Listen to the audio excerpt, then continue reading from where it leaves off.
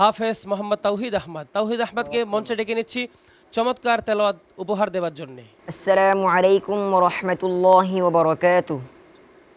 ওয়ালাইকুম আসসালাম ওরহমতুল্লাহি ওয়াবারাকাতুহ। মাশা আল্লাহ, আলহামদুলিল্লাহ। তুমি তেলাওয়াত করবে, আমরা শুনবো। সব কিছুর মধ্যে একটি পরিবর্তন এসেছে। আমি আমাদের এই প্রথম প্রশ্ন করা এটার মধ্যে পরিবর্তন আনতে চাই। আমার এখন প্রশ্ন করার কথা।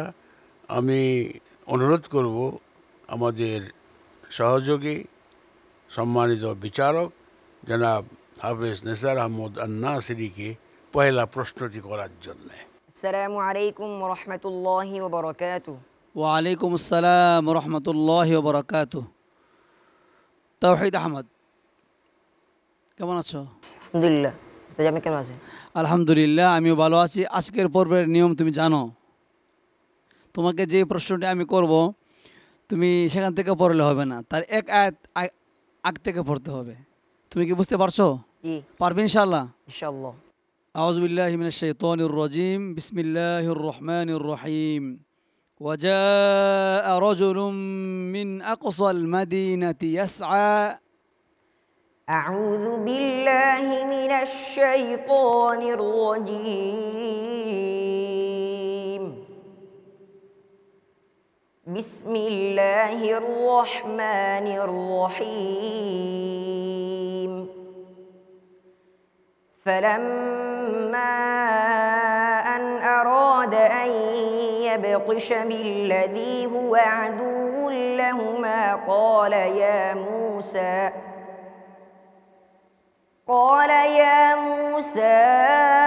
أتريد أن تقتلني كما قتلت نفسا بالأمس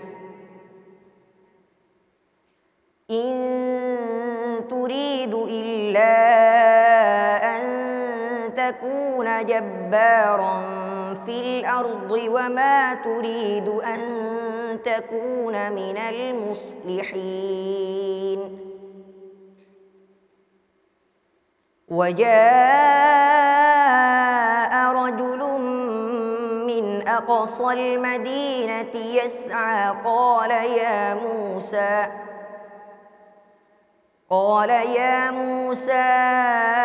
إن الملأ يأتمرون بك ليقتلوك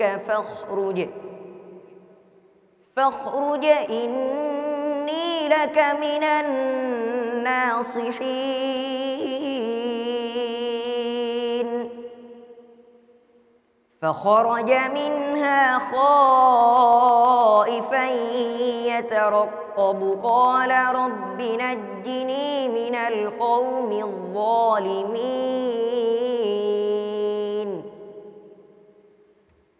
ولما توجه تلقاء مدين قال عسى ربي أن يهديني سواء السبيل. حسبك.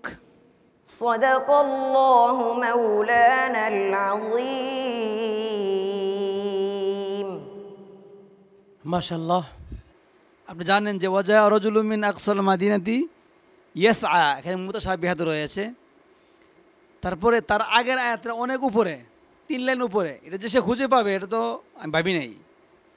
কেমন ইয়াদ হইলে, কোরআনটাকে কেমন ইয়াদ করলে সে এত কঠিন প্রশ্নটা খুঁজে বের করে নিয়েছে।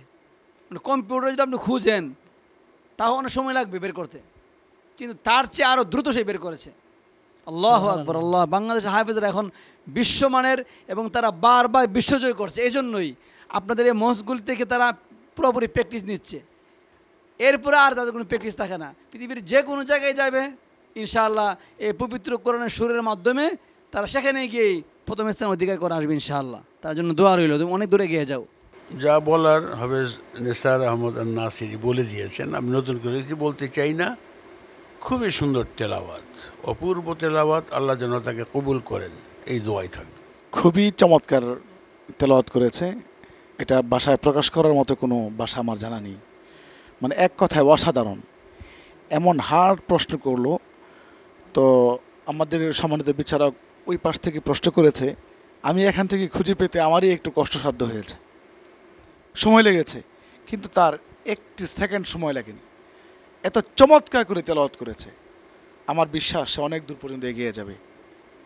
বারাকাল্লাহু ফিক। তো এই পর্যায়ে আমরা মন্তব্য শুনবো। মুহতারাম আজকের অতিথি রয়েছেন মুহতারাম সদ্দেহ মোহাম্মদ রইসুদ্দিন রিয়াল। আপনি শুনছিলেন এবং চমৎকার আয়োজনে আপনি এসে আপনাকে কেমন লাগছে এখন আপনি বলুন। ধন্যবাদ। আসলে আমি অপলক দৃষ্টিতে তাকিয়ে আসলে দেখছিলাম এবং পবিত্র কোরআন থেকে যখন তেলাওয়াত করছিল শুনছিলাম। আসলে আমি মনে করি এই প্রজন্মই আমাদের আগামীর ভবিষ্যৎকে বাংলাদেশ বিনির্মাণের ক্ষেত্রে সবচেয়ে বড় ভূমিকা রাখবে এবং আমি দোয়া করি সেজন্য আমাদের আগামীর বাংলাদেশ গড়ার ক্ষেত্রে অবশ্যই অবদান রাখতে পারে। তার জন্য শুভকামনা রইল।